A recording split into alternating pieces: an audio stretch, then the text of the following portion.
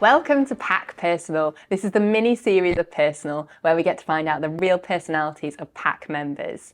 This episode I am speaking to Sophie Dawson, who is our fabulous relationship manager. So Sophie, you know Small Talk's band, so let's get straight into it. Why did you work for free in your last job? When you put it as bluntly as that, I really don't know. Yeah, I think for one, I was probably naive. I was a lot younger. I probably was so keen on just powering through and doing well. I maybe didn't want to rock the boat, even though it's a boat that should have been rocked. Should we give a bit of context at what happened? Yeah, it might help. So I worked for the company for quite a while. All went well to start with, then I just stopped getting paid. Questioned it, and there was cash flow issues, different excuses, never anything too concrete. Then that company closed, I was taken over, I don't know a lot of the details. It became a new company that I probably naively stayed working for in the hope that it would get better, and it didn't, and I went through another period of not getting paid. And when at the point where I left, I was owed thousands, like months and months worth. Really? How many months? Probably a good 3 or 4.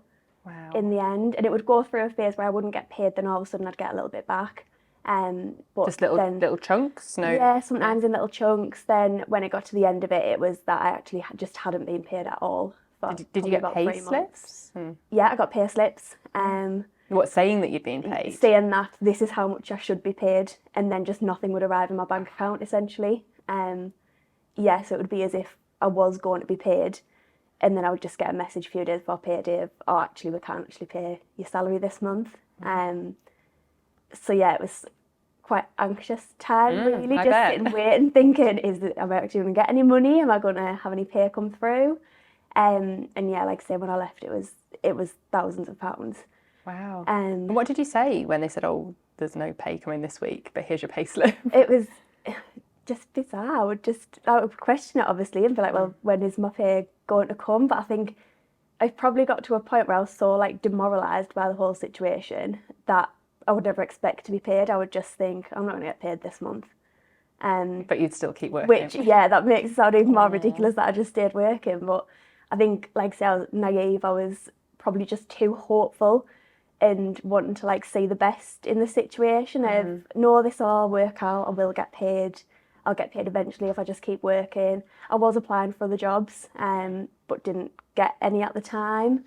And I think I was just in the mindset of, at least I'm in a job while I'm trying to get a job, rather than being unemployed. Even though if I was unemployed, I'd probably have had more time to spend looking for another job, and I would have been in the same position financially, really. Yeah. But I was in the process of buying my house. I had a car that luckily I didn't have monthly payments on, but I still needed to run. I still needed to pay my insurance.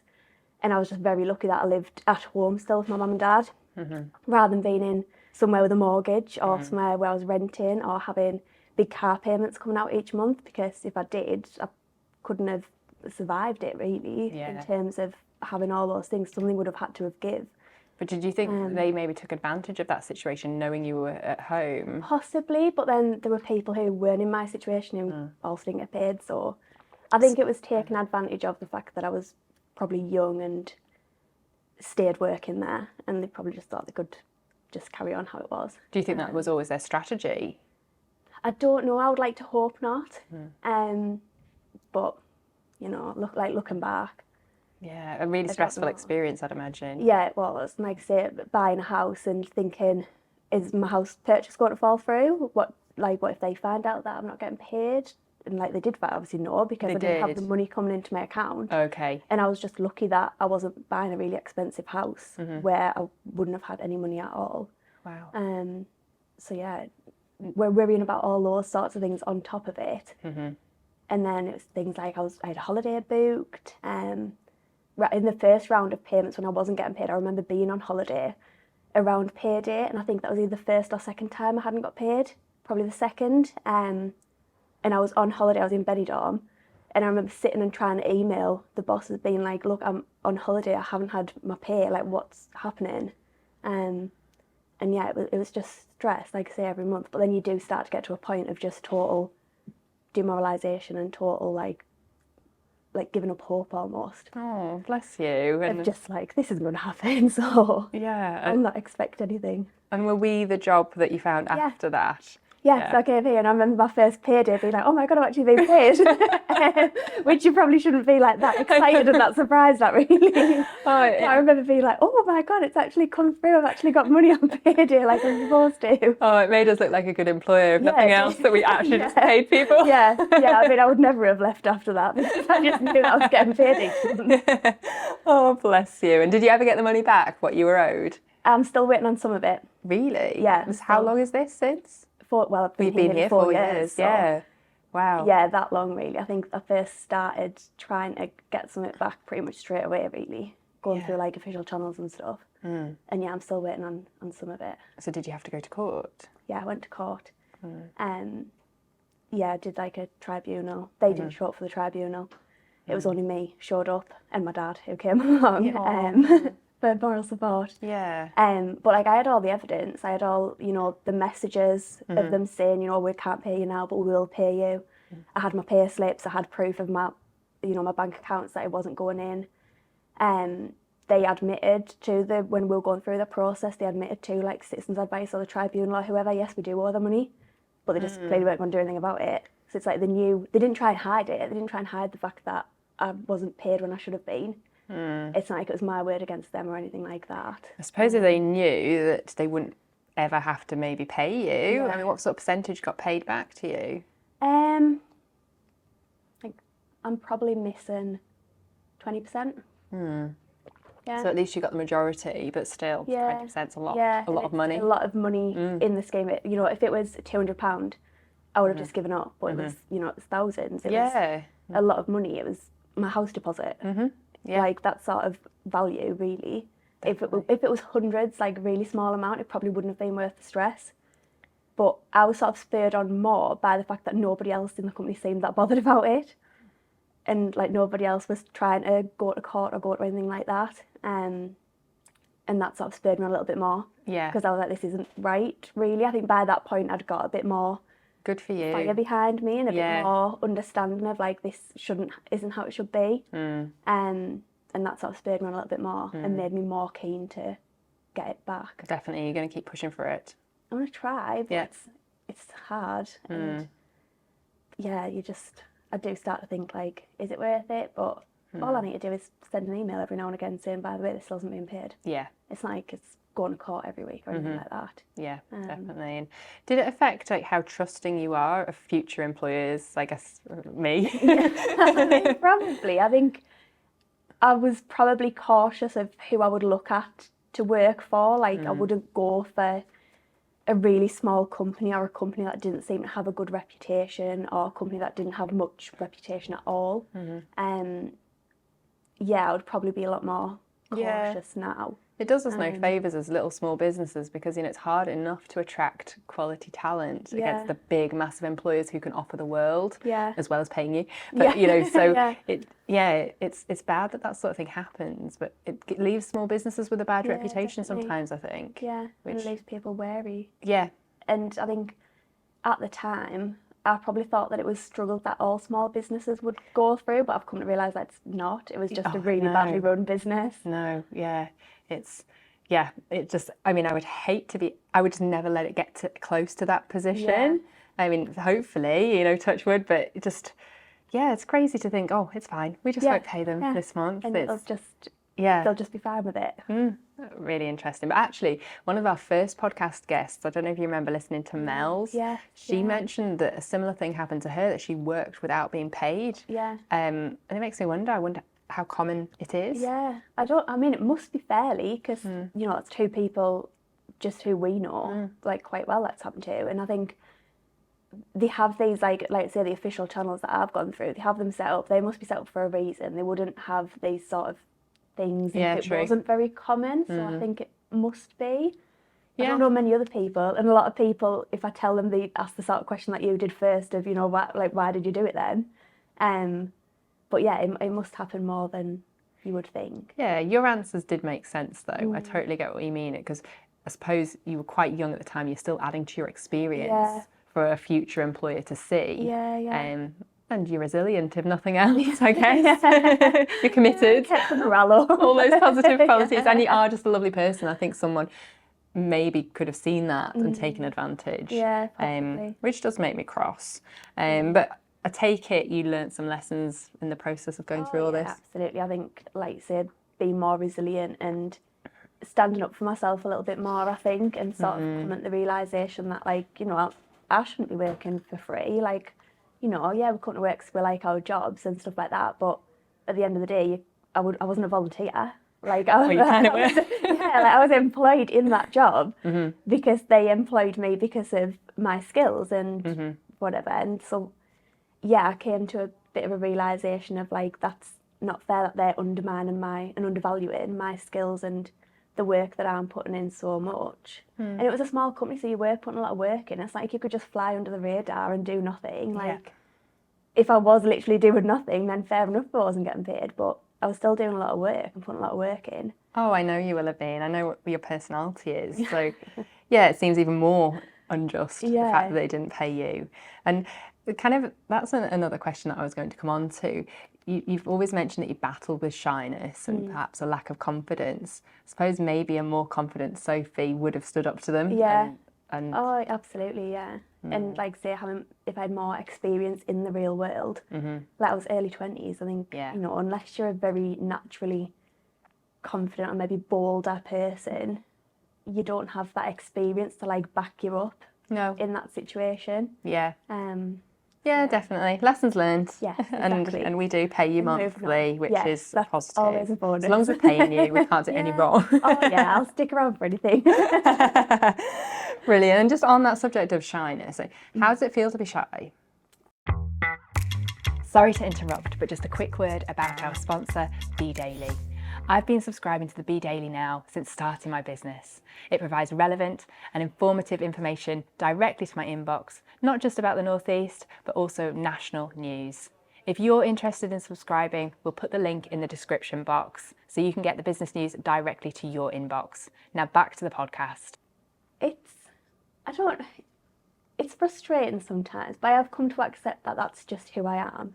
And there's probably people who will watch this, like my friends, my family, will be like, she's not shy. Like, because you're not in front of your friends, your family, you know, your partner, whoever. But it's when you get into, like, the world, I suppose. Yeah. Like, that's when you may be shy. Yeah, I can totally relate. Yeah, like, I can chatter and, you know, I mean, my friends are probably watching this thinking, shy, she never bloody shuts up. And probably a lot of other people thinking that. But, like, I think it's in the different contexts, maybe. And yeah, it can be frustrating, like, I get a bit annoyed at myself sometimes thinking that I'm shy of, like, if I go to, not so much now because, like I say, I've had a bit more experience and stuff, when I was maybe a bit younger, if I was doing a presentation or something at uni and you're sitting and you're watching everyone else sail through it, and then I would get up there and I would be shaking, I would be tripping over my words and I would be bright red and getting red hot and really flappy and running out of breath and stuff like that. And you get a bit, like, stuck in your head of, like, why am I doing this? Like, why is this my reaction to standing up in front of a room of 10 people when that person's just done it before me and we're totally fine? Yeah. And it's, like, a bit annoying for yourself, really. Oh, totally. I get it. And you kind of, especially at uni, a lot of my friends would say, oh, you're not shy, you've never been shy. But new situations, especially going to uni, moving to a different place, I found really hard. And I was very, very painfully shy. Yeah. And it's awful. Like, and I hated the way I was sometimes mistaken for being quiet or boring. Yeah. Well, maybe some people would think I am quite boring these days, to be fair, but I'm certainly not quiet. No. And it's just, you can't, for me, I felt like I couldn't let my true personality out, which is weird, it's strange. Yeah, but I think if you're in that situation, you know, there's always going to be people who are naturally not shy or naturally louder or whatever, and when you're trying to, like, get yourself out there a little bit more, if there's always someone who's a bit louder and a bit bolder, you're never going to be at, like, that sort of level. But, like, I think going to uni is probably one of the best things for me because you just kind of have to get on with it or you're not going to enjoy yourself, and you've got to just get chatting to people, and, you know, it's always for the best. Like, that first day of uni, I remember it was awful, but I just attached onto this girl who was now one of my best friends. and like then another girl attached onto us. And I think when you're shy as well, you're not sort of like, oh, what are you doing? Like if someone tries to talk to you, you're just grateful that people are talking to you. Yeah. Rather than like, I think some more confident people would maybe be like, no, I've got my group. Like, so yeah, I think going to uni is probably like one of the best things for it. Absolutely. Yeah. Pushing comfort shy, zones as well. And why do you think you are shy? Because it's a question I ask myself sometimes. I really don't know. It can't be family, like not genetic, because you know my brother's totally not like that. My dad's not like that. My mum's not really like that. Yeah. I think I'm just naturally a little bit quieter maybe, and like I'm sort of like stuck to my groups. I'm a bit of a homebird. Like that probably has an effect. Like never really wanted. I used to hate if I went for a sleepover at even a friend's house because I would just be like, oh, I want to be at home. Oh, like, really? Yeah, I just don't really like it. I would make up excuses not to go. Yeah. So yeah, I don't know why. And like I say, I think I am not as shy as I probably was. Definitely in certain situations, but it's still the kind of thing where like it's almost like the overthinking of it, I think. And if you know you're a little bit shy and a little bit quiet, you probably make yourself more shy and quiet. Yes. Because you're too busy overthinking. Like if you go to an event or go to something, and like my thought is always like, how do I just like go up and talk to someone? And that probably does you no favours. It probably makes you even worse because then you get into like the overthinking cycle of, oh, I'll go over there. They'll be like, oh, who are you? When nobody would do that, but you get stuck in that mindset and cycle, I think, and then it doesn't help you with the shyness because you're overthinking it. I agree, yeah. And I've questioned whether it's genetics. My mum's very shy. My dad was apparently, you wouldn't believe it, quite shy when he was young. But again, I guess you wouldn't maybe believe it now with me. But when I'm in new situations, I guess it's a judgment thing for me sometimes. If I feel I'm being judged by certain people, it affects my confidence. But I guess it all comes down to self-belief. And if you believe that you're brilliant, then you wouldn't be shy because you wouldn't, or also like caring too much about what people think. I certainly still do to this day, kind of care sometimes a little bit too much. I'm getting better at it. But yeah, if I didn't care what anyone thought and I had a higher opinion of myself, maybe that would be better. No, I agree. I think it's like starting to worry that if you say something, if you do speak up for a change, are people going to judge you, or are people going to think, oh, that was a stupid thing to say? And it's like having that belief in that what you're saying is relevant or correct or right or whatever. Yeah, like absolutely. That can sort of combat it. And I think it's something that I think gets better with age. Definitely. I think there's some people who are naturally probably just born a bit more confident and born a bit more outgoing. Yeah. But if you're an introvert, you're an introvert. Yeah. But I think you can sort of start to grow.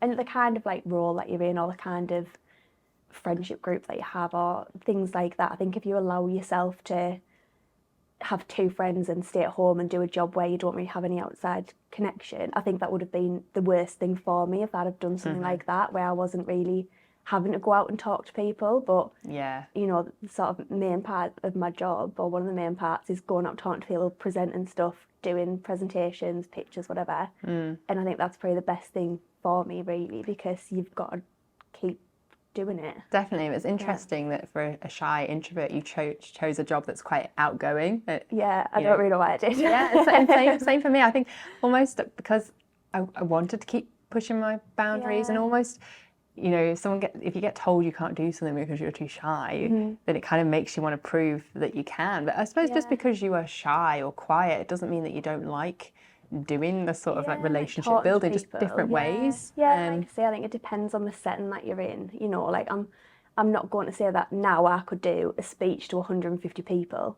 because I would be terrified. But I can go into a room of 15 people now and could say something, and if it was, you know, 15 friends, 15 clients, 15 family members, whoever, people who you know and who you're comfortable with, it would be no problem. I think it's more sometimes like fear of the unknown as well. Yeah, definitely. Has an impact. And I think that's maybe a good strategy for coping with it, almost just saying, you know, right, you might speak to a room of 10 people and then next you're like, right, I'm going to speak to a room of 20 people. Yeah. So almost pushing a boundary. Like, do you have any other kind of coping strategies that you use?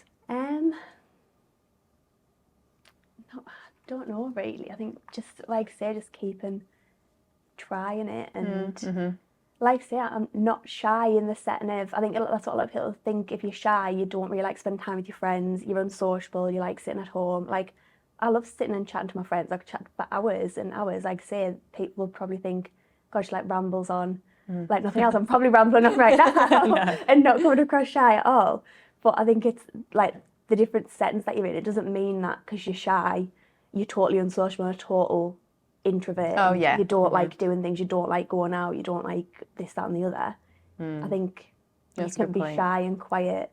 And even like, I wouldn't say I'm a total introvert, but I'm certainly not an extrovert. Yeah. But it doesn't mean that I just want to sit at home in my room watching telly or reading a book and never going out. Yeah, that sounds lovely, that though. I mean, sometimes. Yeah. You mentioned imposter syndrome as well. Have you suffered from that? I think so. I think everybody probably does at some point, again, unless you're born really confident and you're just naturally a very outgoing person. And again, I think probably like the pay situation probably didn't help, because you do just start to think, God, like, I don't know what I'm talking about. Like, I'm not getting paid, and like, I'm only young. And I think, yeah, it's something probably, especially when you're a little bit younger and you're quite new, getting to grips with the fact that, you know, you are qualified to be in your job, you do know what you're doing. And it all comes back to the confidence thing. Like, say, if I was a really confident, outgoing person, I'd be like, yeah, of course I know what I'm doing. And like, deep down, I think a lot of the time you do know that.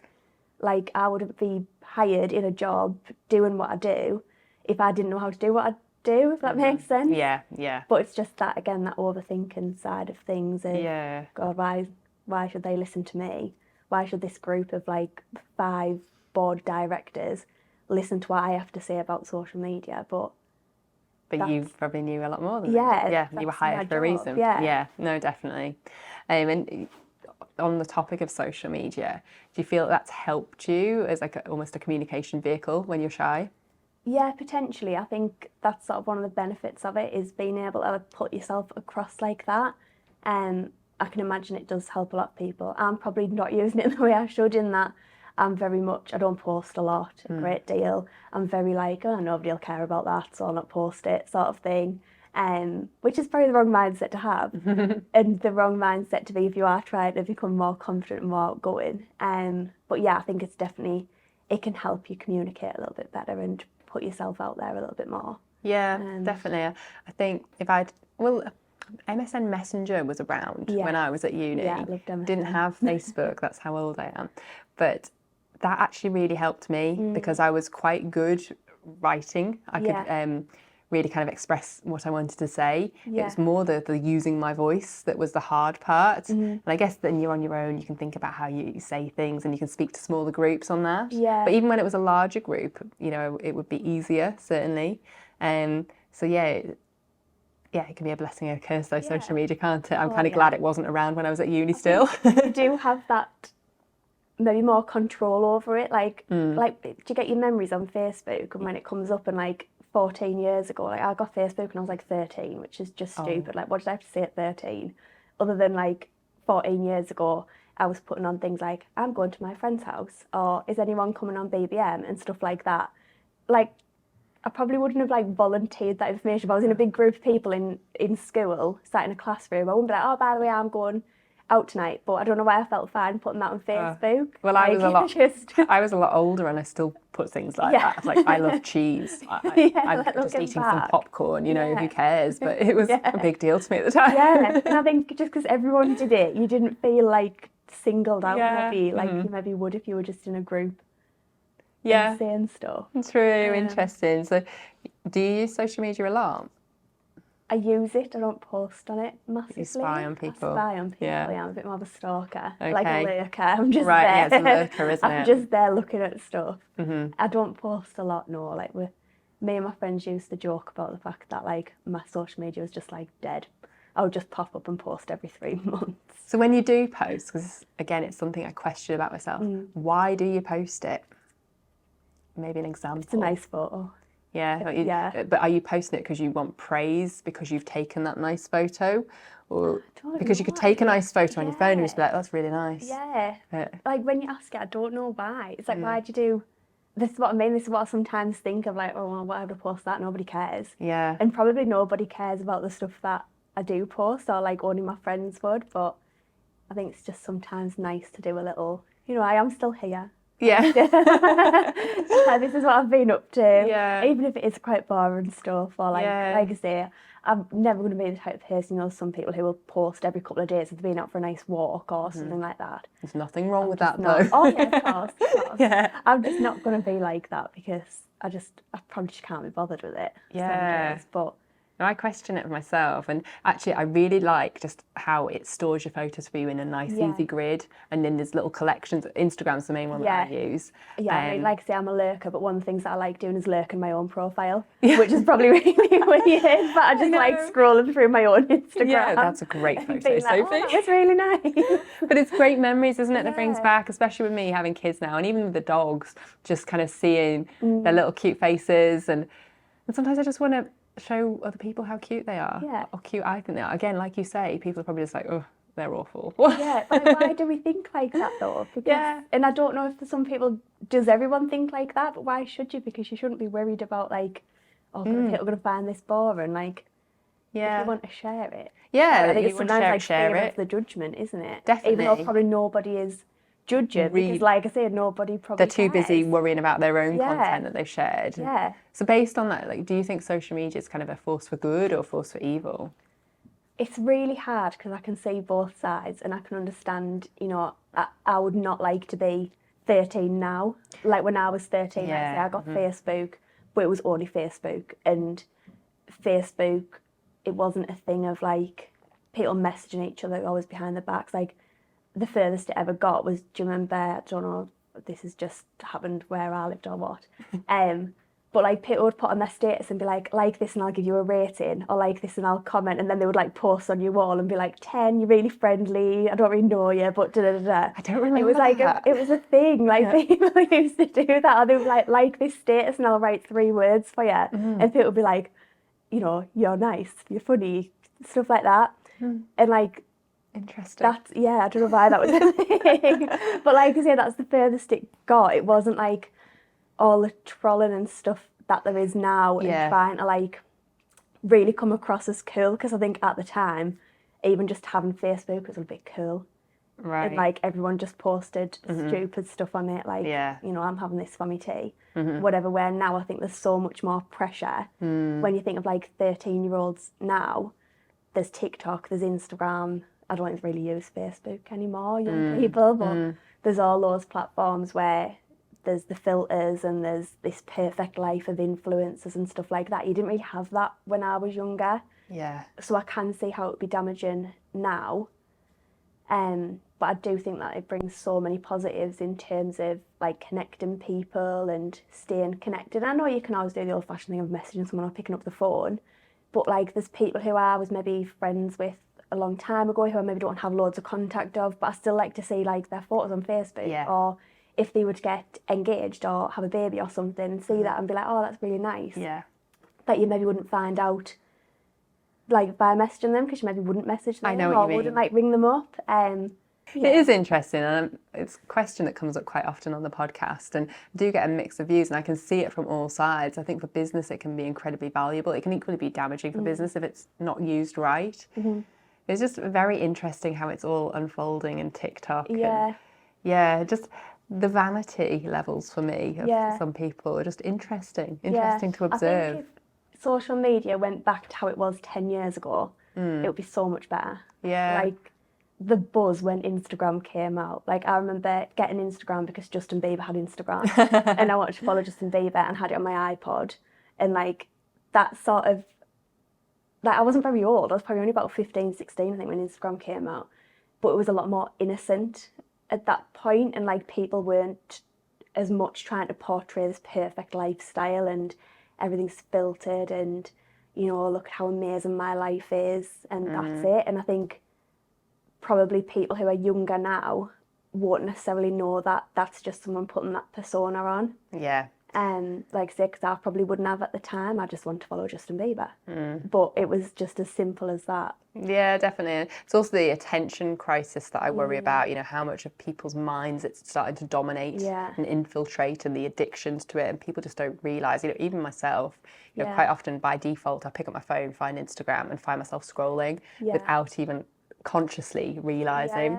and I class myself as not really using it that much. I don't have time. So that's a bit of a worry for me. And almost then, if the sponsored post, commercially directed posted, how easy is it to infiltrate, especially young minds? Yeah. But and to get those details and know that much about you, I think that's the scary thing of how much they actually know. Like, you know, if you've been talking about something and then you get the advert come up. That's a little bit frightening. I know, it's interesting. But thank you for your thoughts on that. So, okay, so time for the regular 10 questions. I know you're very excited about this bit. Yes. I've forgotten what they all are though now. That's okay. I'm sure you remember the last one. Yeah, I think so. So on a scale of 1 to 10, and 1's the worst, 10 is the best, how would you rate yourself at how good looking are you? Got a 6. You've got to back yourself. Yeah. 6.5 and I have my eyebrows dyed. I've got a bit of a tan. How funny are you? Yeah, maybe a 6. I mean, I think I'm funnier. If you ask me, I am asking an 8. I would say an 8. If you ask some other people, I'm probably a 4. But yeah, but it's about you. With 8. Yeah, good. It's about what you think. How good at cooking are you? It's all right. You can pick your lip balm off if you want. Yeah, I'll back myself on that. I'm a good cook. I'm a good baker. I'll go a 9 on that. Okay, brilliant. Singing? 2. Not for want of trying, but yeah, awful. Totally tone deaf. Makes 2 of us. Alcohol consumption or drinking alcohol? In terms of being a lightweight, or how much? I don't really know. I just I guess tolerance, I usually say. Yeah. I'd like to be a 9 or a 10, but I'm probably more like a 3. Right. Mm-hmm. It's hits me all of a sudden, and it's all downhill from there. Yeah, I know that feeling. Parenting, you've got a little fur baby. Yeah. Dexter. Yeah. Again, 7 or an 8. He does all right.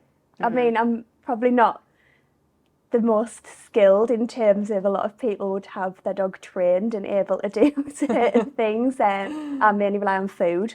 And, if he runs under the table and barks, I just lure him out with a treat. Or if he's barking, I give him a treat just to stop him. That's probably not good parenting because it's probably putting him loads of weight on. But that's my method and he seems to enjoy it. So. Definitely. And there was the boot instance, wasn't there? That wasn't me. Oh, okay. I was very quick to clear that up, that I was not the one to injure him in the boot.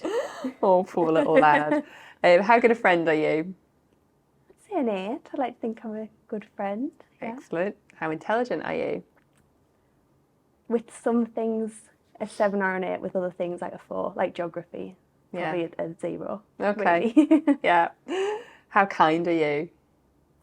Yeah, again, I would like to think sort of 7 or 8. Cool. And I'm probably bigging myself up too much. Oh, no, that's what it's all about. Again, it's confidence, isn't it? Don't get imposter syndrome on me. And how good at sex are you? I can't answer that. My dad will listen. You don't want him thinking you're rubbish, do you? I don't know which one's worse. Do 0 or 10 worse? Well, you're probably still a virgin is the answer, yeah? For your dad? Yeah. I'll go 5. Okay, cool. Hi, it's Ryan from Harvey Hugo and I am the videographer here. So, are you looking for a new way to stand out in today's crowded digital landscape? Well, look no further than podcasting. Here at Harvey Hugo, we specialise in creating and producing high quality podcasts that engage and inspire audiences. And with our comprehensive production services, we'll take care of all the technical details, from the recording and the editing to the distribution and the promotion. With millions of listeners tuning in every day, it's the perfect time to start connecting with them on a deeper level. Let Harvey and Hugo help you unlock the power of podcasting and take your message to the next level.